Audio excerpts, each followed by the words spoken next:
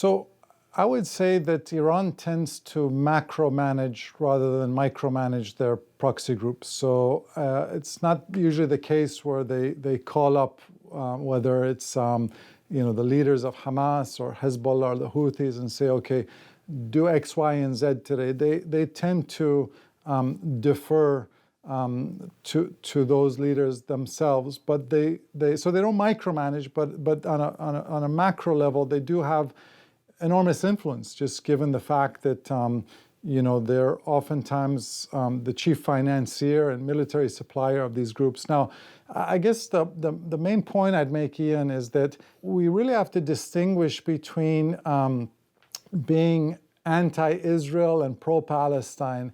Iran, the Islamic Republic of Iran, is deeply anti-Israel. And I wouldn't argue it's pro-Palestine or pro-Lebanese Shia even. And I say this in response to your question about whether or not Iran would, ask the Hassan Nasrallah to unleash Hezbollah rockets. The ruler because at the end of of the day, Hezbollah. the ruler of Hezbollah.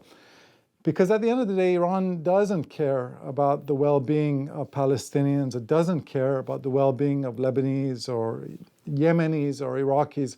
I'm always reminded of a conversation I had over a decade ago in a Track 2 meeting with a senior Iranian official. And this was in 2008. And I asked him, I said, think of all the money that Iran has spent over the past decades on Hamas, Hezbollah, Islamic Jihad.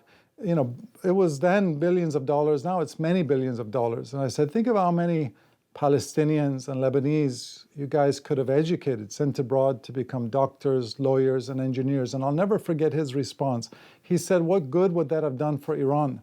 He said, do you think had we educated these young men to become doctors, lawyers, and engineers, they're going to want to come back and fight for Hamas and Hezbollah and Islamic Jihad? No, they're going to remain professionals. And the reason why I say this is that Iran really benefits from the misery of these populations and these failing states, and they don't want to see these populations become prosperous.